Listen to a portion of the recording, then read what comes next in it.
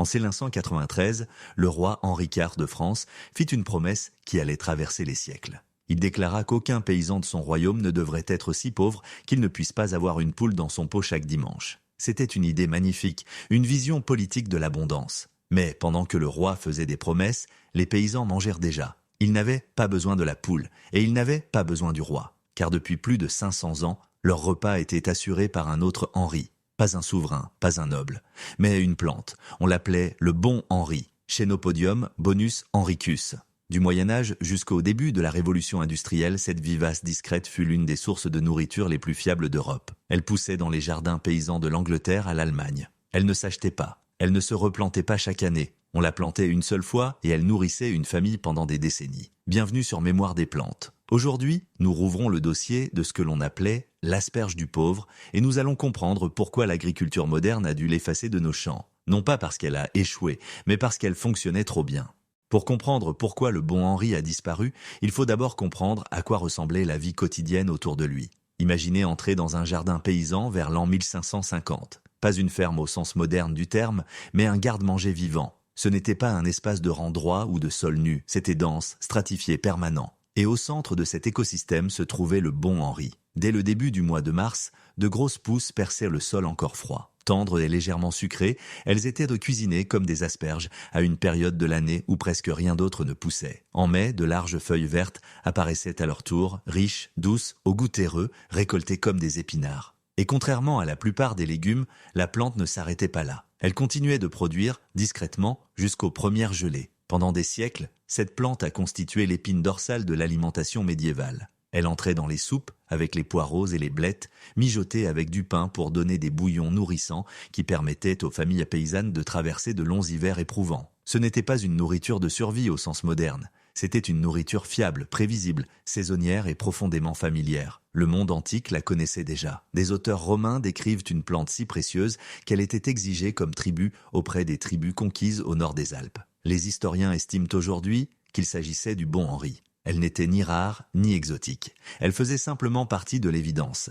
Sur le plan nutritionnel, elle était remarquable. Les analyses modernes montrent que cette vivace modeste surpasse de nombreux légumes-feuilles que nous consommons aujourd'hui. Une teneur plus élevée en minéraux, davantage de vitamines, une source alimentaire complète et résiliente qui ne demandait aucun travail annuel. Pas de labour, pas de replantation, pas de semences à racheter chaque printemps. Elle revenait chaque année selon son propre rythme, comme elle l'avait toujours fait. La question n'est donc pas de savoir pourquoi les paysans s'appuyaient sur elle. La vraie question est celle-ci. Si une plante a nourri l'Europe pendant des siècles, avec si peu d'efforts, pourquoi avons-nous cessé de la cultiver ? Sur le papier, le bon Henri n'aurait jamais dû disparaître. En réalité, selon les critères modernes, il aurait même dû devenir une plante de base. En 1989, une étude nutritionnelle a mesuré sa teneur en minéraux et en vitamines. Des décennies plus tard, des classements indépendants comparant les légumes vivaces l'ont opposé aux épinards, aux choux frisés et aux blettes. Encore et encore, le bon Henri s'est retrouvé en tête. Plus de fer, plus de calcium,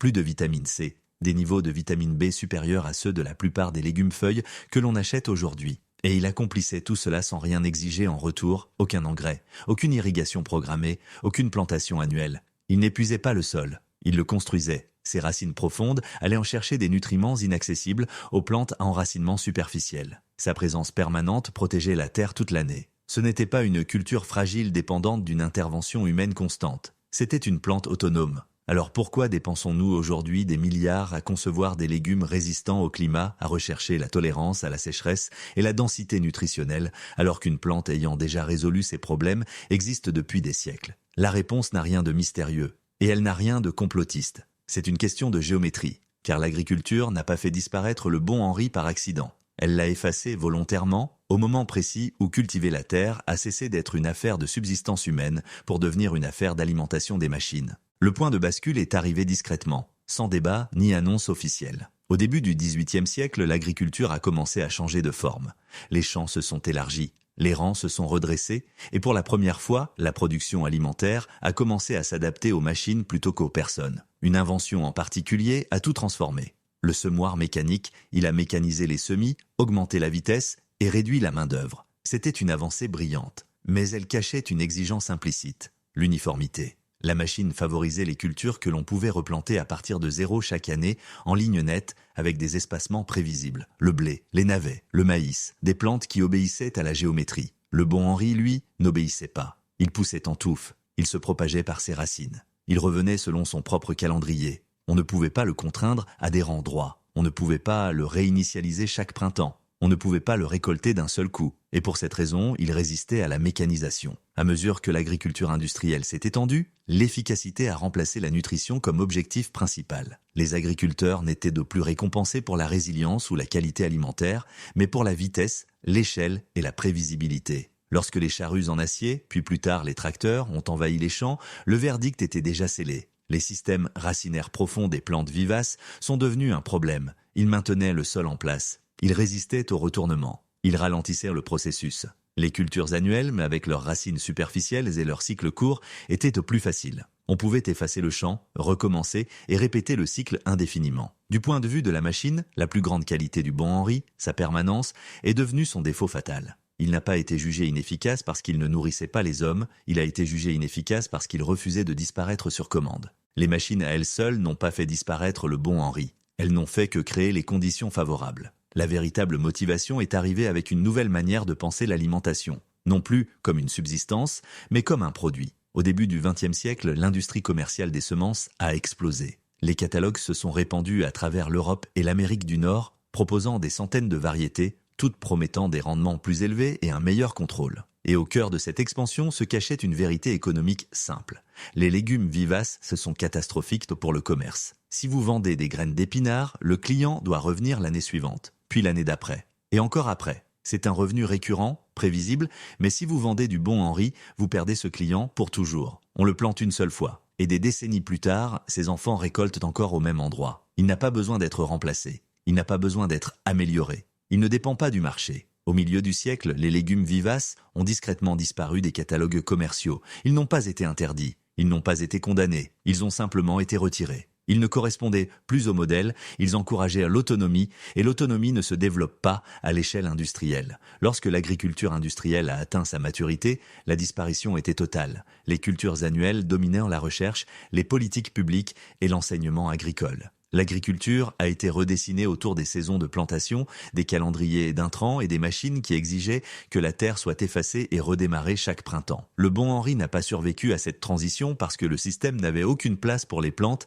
qui refusaient d'être réinitialisées. Et puis est arrivée la transformation finale, celle qui allait figer cette logique à l'échelle mondiale. Au milieu du XXe siècle, l'agriculture est devenue mondiale. La révolution verte a promis davantage de calories par hectare et elle les a fournies. De nouvelles variétés de céréales ont fait exploser les rendements et sauvé des millions de personnes de la famine. Mais le coût réel était invisible, ces rendements élevés exigeaient des engrais de synthèse. Les champs devaient être replantés chaque année. La diversité s'est effondrée au profit de la monoculture. L'agriculture est devenue dépendante des machines et des produits chimiques pour simplement continuer à fonctionner. Les plantes vivaces, comme le bon Henri, n'avaient pas leur place dans ce système. Elles ne répondaient pas aux intrants annuels. Elles n'avaient pas besoin d'être remplacées. Et elles ne pouvaient pas être optimisées pour une production à court terme. La recherche, les subventions et l'enseignement ont donc suivi les cultures annuelles. Les agriculteurs ont appris à penser en saison plutôt qu'en décennie. Le sol est devenu une ressource à exploiter, non un organisme à protéger. Nous avons choisi la vitesse plutôt que la stabilité.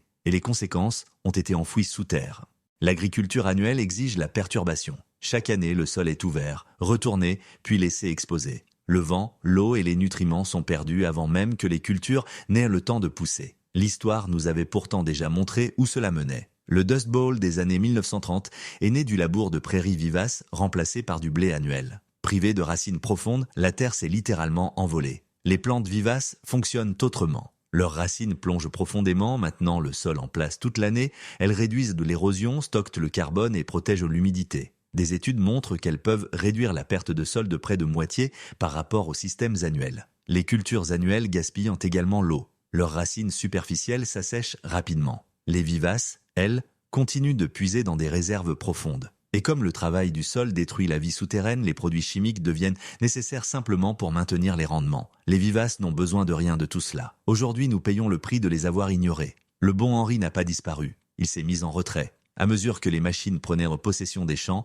la plante a survécu là où le profit ne parvenait pas. Dans de vieux jardins, des terrains monastiques, des villages de montagne. Elle n'a pas été interdite, elle a simplement été oubliée. Pendant des décennies, elle a vécu en dehors du système, sans financement, sans catalogue, sans attention, juste une plante vivace en attente. Aujourd'hui, les conditions même qui l'avaient effacée commencent à s'effondrer. Les sols s'épuisent, l'eau se raréfie, l'instabilité climatique révèle les failles des systèmes annuels. Soudain, la permanence ne paraît plus inefficace, elle paraît nécessaire. Le changement n'arrive presque jamais avec fracas, il commence en périphérie. À mesure que la dégradation des sols s'accélère et que l'eau devient moins fiable, les institutions construites autour de l'agriculture annuelle sont contraintes de réexaminer leurs certitudes. L'idée selon laquelle la terre doit être effacée et redémarrée chaque année ne résiste plus à la pression. Ces dernières années, des programmes de conservation ont commencé à reconnaître ce que les agriculteurs savaient autrefois de manière intuitive.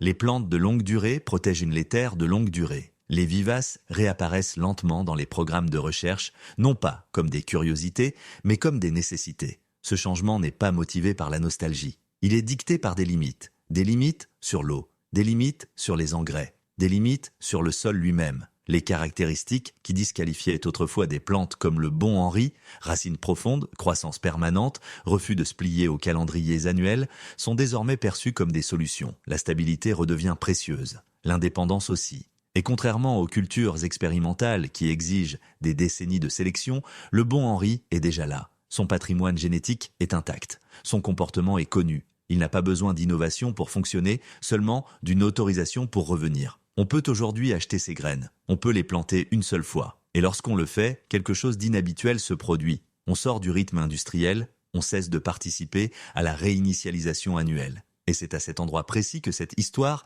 cesse d'être historique pour devenir personnelle. Lorsque ces pousses réapparaissent chaque printemps, on ne fait pas que cultiver de la nourriture. On choisit de sortir du système. Cette plante n'a besoin ni de machines, ni de produits chimiques, ni d'autorisation. Elle pousse selon son propre calendrier. Henri IV a promis l'abondance à travers des systèmes dépendants de la stabilité. L'autre Henri, lui, a nourri les populations en silence à travers les crises et les bouleversements. L'une de ses promesses a été prononcée. L'autre était enraciné. Planter le bon Henri n'est pas une rébellion spectaculaire. C'est un choix discret en faveur de la permanence dans un monde jetable. Si cette histoire a changé votre regard sur les plantes qui vous entourent, abonnez-vous à Mémoire des plantes. Nous redécouvrons ce qui n'a pas été détruit parce que cela échouait, mais parce que cela ne pouvait pas être contrôlé. Planter une fois, laissez revenir.